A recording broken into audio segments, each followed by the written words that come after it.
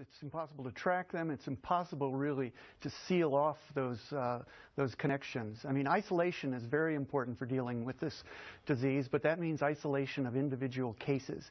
You can't isolate neighborhoods. You can't isolate nations. It doesn't work. And people talk about, well, we shouldn't allow any flights in from Liberia.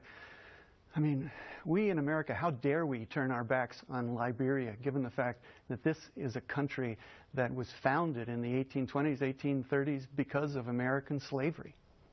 We have a responsibility to stay connected with them and help them see this through. And commit suicide. All right, folks, joining us now, he needs no introduction.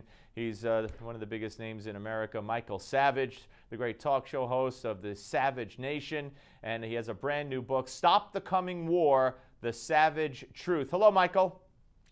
Who was that moron who said we have an obligation because of slavery? Who was that idiot? David Quammen. He's written a whole bunch of books on disease. He's a moron. The man is a psychotic. The first rule of epidemiology is you isolate patients with an infectious killer disease. The second rule of epidemiology is this. Steve, you know this. You don't have to be a genius. I have a doctorate in epidemiology from the University of California, but all you need is common sense, which is how our ancestors survived. It's simple. You have nations infected with Ebola in Africa. You have surrounding nations not infected with Ebola. The surrounding nations, ruled by African dictators, do not let travel between the infected nations and their nation. So what does it teach us? It teaches us that third world dictatorships in Africa have more intelligent leadership than we do in the White House.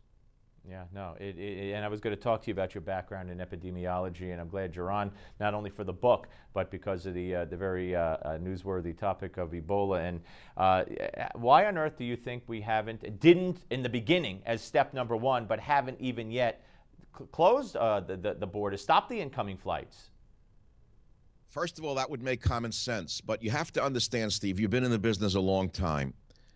Here's what I want everyone to understand. The liberal religion is run like a religion, a fanatical, fundamentalist religion, where there is no opportunity for discussion. The doxies are clear. You don't violate them. You don't. So what are one of the doxies of liberalism? Open borders. Open borders mean that everyone who comes in here is coming here to work. All immigrants coming here to work, including the 2-year-olds with ED 68, including the 4-year-old who's sick. They all come here to work, including the mothers who are illiterate in Spanish. They're all here to work, meaning work the system.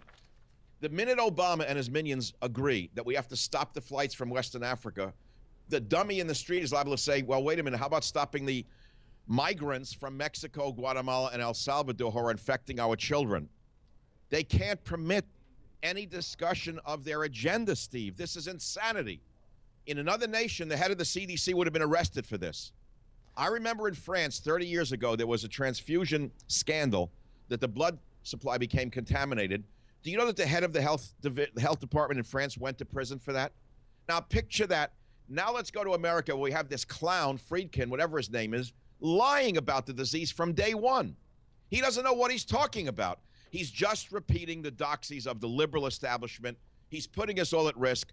Friedkin should be replaced or arrested. So should the head of every health department in America who's saying nothing about this. I'm outraged. We're seeing an infection that does not have to be here, shouldn't have been here. Close the borders, stop the flights. That's rule number one. I couldn't agree with you more. And this nonsense from Friedkin talking about if we stop the flights, if we don't allow people to come into out of that country, then we can't get people in to help combat Ebola because then they won't be able to return. That is that's a non sequitur. That's insanity. Insanity. He's a liar. You can always make exceptions. Oh, it's sickening. Look, Steve, this is an example of a broken government.